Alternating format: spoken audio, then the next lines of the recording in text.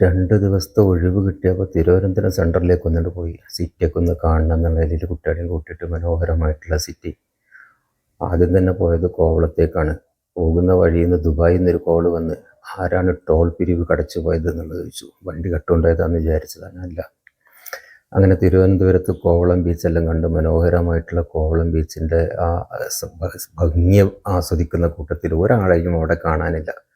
അപ്പോൾ സീസൺ അല്ലാത്ത സമയങ്ങളായതുകൊണ്ടാണ് കടപ്പുറത്ത് തെരണ്ടി വലിച്ചിട്ട പോലെ ഇംഗ്ലീഷുകാരെ കാണാത്തത് എന്ന് അവിടുത്തെ ഒരു നാട്ടുകാരനായിട്ടുള്ള ഒരാളുടെ കമൻറ്റ്. രസകരമായിട്ടാണെങ്കിലും സായാഹ്നങ്ങളൊക്കെ കണ്ട് വെരി ഡേഞ്ചറസ് ഏരിയയിലൂടെ ഞങ്ങൾ നടന്നു പോവുകയാണ്. താഴ്വാരത്തിലൂടെ നടന്നു പോകുന്ന ആ കോവളം ബീച്ചിൻ്റെ മനോഹാരിത കാണുമ്പോൾ തന്നെ നമുക്ക് അനന്തപുരി കാണാത്ത ഓരോരുത്തരും ഫിഷ് ഏതെല്ലാം രീതിയിൽ നമുക്ക് കറി വെച്ച് തരാൻ പറ്റും ആ രീതിയിലെല്ലാം അവരവിടെ ഓർഗനൈസ് ചെയ്തിട്ടുണ്ട്. ചൂണ്ടിക്കാണിച്ചു കൊടുത്തിട്ടുണ്ടെങ്കിൽ ആ ഫിഷ് ഏത് രൂപത്തിലാണെങ്കിലും അവരിട്ട് തരും. ഒത്തിരി കോട്ടേജുകളും റിസോർട്ടുകളും കാലിയായിട്ട് കിടക്കുകയാണ് സീസൺ അല്ല എന്നുള്ള ഒരൊറ്റ കാരണങ്ങൾ കൊണ്ട്. അവിടുന്ന് പിന്നെ മകൻ്റെ ഒക്കെ ഒരു ഫോട്ടോ ഒക്കെ എടുത്ത് അവനക്ക് ബോട്ടിലൊന്ന് കയറണമെന്നൊരാഗ്രഹം പറഞ്ഞു.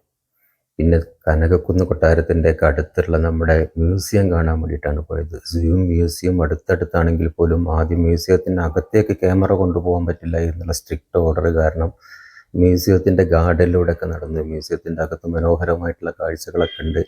അത് നിങ്ങൾക്ക് പറഞ്ഞു തരാൻ മാത്രമേ പറ്റുള്ളൂ. ഇവൻ കിടന്നുറങ്ങുകയാണ് എന്നുള്ള രീതിയിൽ അടുത്ത് ചെന്ന് നോക്കിയപ്പോൾ കണ്ണും തുറന്നിട്ടപ്പം വേറെ എന്തോ ഒരു ആലോചനയിലാണ് കിടക്കുന്നത്. ആ ഗാർഡനിലൂടെ ഞങ്ങൾക്ക് വീണ്ടും നടന്നു പോകുന്ന സമയത്ത് കുട്ടികൾ പറഞ്ഞു സൂ കാണില്ലേ എന്നുള്ളത്. എന്നാൽ പിന്നെ മ്യൂസിയത്തിൻ്റെ ഭംഗി അങ്ങോട്ട് കഴിഞ്ഞു പോട്ടെ എന്നുള്ള നിലയ്ക്ക് ഞങ്ങൾ നേരെ വിട്ടുപിടിച്ചത് മ്യൂസിയത്തിൽ നിന്ന് നേരെ സൂവിലേക്കാണ് പോയത്. സൂവിൻ്റെ പ്രവേശന കവാടമാണ്. 20 ഉറുപ്പിൻ്റെ ടിക്കറ്റും വലിയ വലിയ മരങ്ങളൊക്കെ ഉള്ള മനോഹരമായിട്ടുള്ള കാട്ടിലൂടെ നടക്കുന്നൊരു ഫീലിംഗാണ്. പരനാറി എന്നാണ് വിചാരിച്ചത്, പക്ഷേ അടുത്തൊന്നിപ്പോൾ പിനാറി എന്നാണെന്നുള്ള മനസ്സിലായത്. ഒരുപാട് വ്യത്യസ്ത തരത്തിലുള്ള മുളംകൂട്ടങ്ങളുടെ ഇടയിലൂടെ ഇങ്ങനെ നടക്കുമ്പോഴാണ് മാർച്ച് പാസ്റ്റിനെ ഓർമ്മിപ്പിക്കുന്ന രീതിയിൽ 2 കരടികൾ. കുറച്ച് മാർച്ച് പാസ്റ്റ് എന്നല്ല, വൈകുന്നേരത്തെ പരേഡ് മാത്രമാണ് നടക്കുന്നത് എന്ന് വീണ്ടും മറ്റൊരു മുളംകൂട്ടത്തിലൂടെ പോകുമ്പോഴാണ് കാട്ടുപൂക്കൾ വീണ് കിടക്കുന്ന മനോഹരമായിട്ടുള്ളൊരു കാഴ്ച.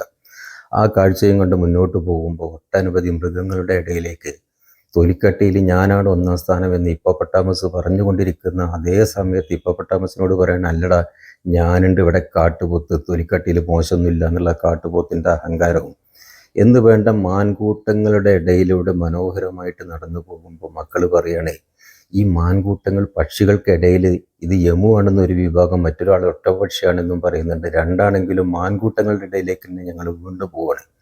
ഈ വീട്ടുകാർക്ക് മാൻകൂട്ടത്തിനെ വളർത്താൻ പറ്റാവുന്ന സൗകര്യം ഗവൺമെൻറ് ചെയ്തു കൊടുക്കുകയാണെങ്കിൽ ആടും പശുവൊക്കെ ഉണ്ടാക്കുന്നത് പോലെ ഇതേപോലെ നമുക്കുണ്ടാക്കിക്കൂടെ എന്നുള്ളൊരു സംശയം. ആ സംശയത്തിൻ്റെ ഇടയിലൂടെ ഞങ്ങൾ വീണ്ടും മനോഹരമായിട്ടുള്ള മാൻകൂട്ടം കടന്നു പോകുന്ന സമയത്ത് ഞങ്ങൾ കണ്ടിട്ടുള്ള മനോഹരമായിട്ടുള്ള മറ്റൊരു കാഴ്ചയാണ് നിങ്ങൾക്ക് കാണിച്ചു തരുന്നത്. കൂട്ടത്തോട് കൂടിയിട്ടുള്ള എന്ത് രസകരമായിട്ടുള്ളത് പുലിയാണ്. പിന്നെ പുള്ളിപ്പുലി, നീ ഒരു മൃഗമാണ് എന്ന് പറഞ്ഞിട്ടുണ്ടെങ്കിൽ ആളുകൾ തല്ല, എന്നാൽ നീ ഒരു പുലിയാണെന്ന് പറഞ്ഞാൽ ആളുകൾക്കൊരു പ്രശ്നമില്ല, അതും മൃഗമാണെന്ന് അവർക്ക് മനസ്സിലാവുന്നില്ല.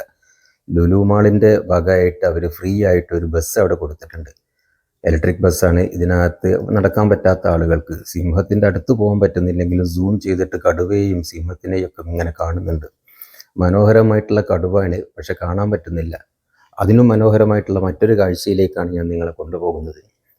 ഈ മാൻകൂട്ടങ്ങളുടെ തൊട്ടപ്പുറത്ത് സ്നേക്ക് പാർക്ക് ഉണ്ട്. അതിനകത്തേക്ക് ക്യാമറ ഇരുട്ടായ കാരണം നമുക്ക് ക്യാമറ എടുക്കാൻ പറ്റില്ല. മുതലക്കണ്ണീര് വാർത്തുകൊണ്ട് ആരെയും കൊന്നിട്ടില്ല.